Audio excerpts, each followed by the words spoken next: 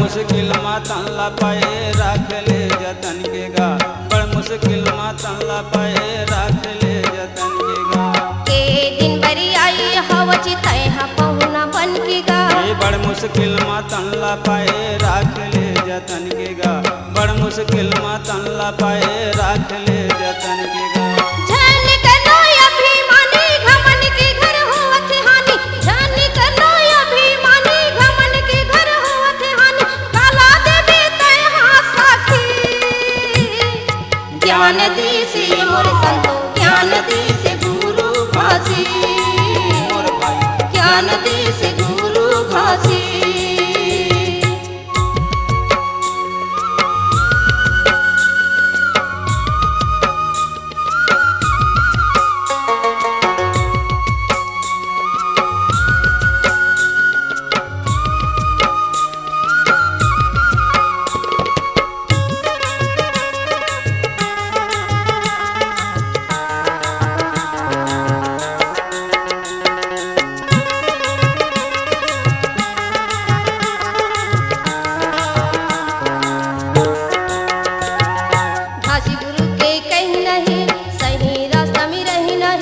पाप के घर हानि है चोरी करम बदनामी है, पाप के घर हानि है चोरी करम बदनामी है।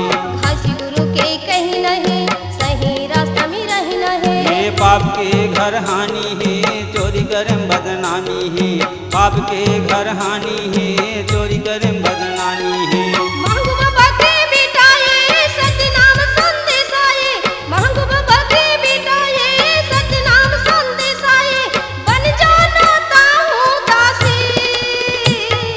ज्ञान दी से मोर संतो, ज्ञान दी से गुरु घासी, ज्ञान दी से गुरु घासी।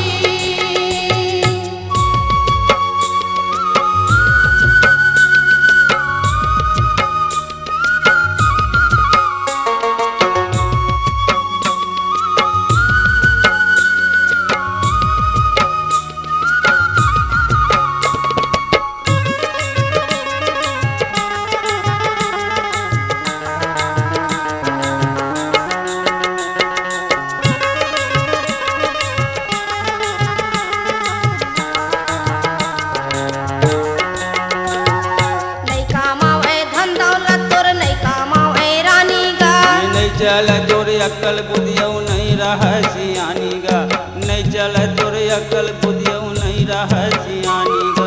नहीं कामावे धन दौलत तोर नहीं कामावे रानी गा, नहीं चल तोर अक्ल बुधियौ नहीं रह सियानी गा, नहीं चल तोर अक्ल बुधियौ नहीं रह सियानी गा।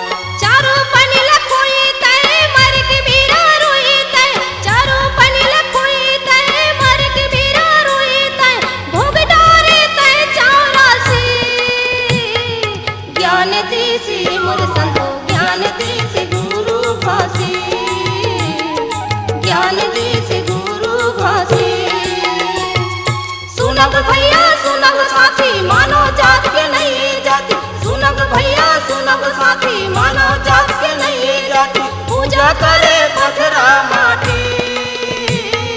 ज्ञान दी से मोर संतो, ज्ञान दी से गुरु घासी, ज्ञान दी से गुरु घासी, ज्ञान दी से गुरु घासी, ज्ञान दी से गुरु घासी, ज्ञान दी से गुरु घासी, ज्ञान दी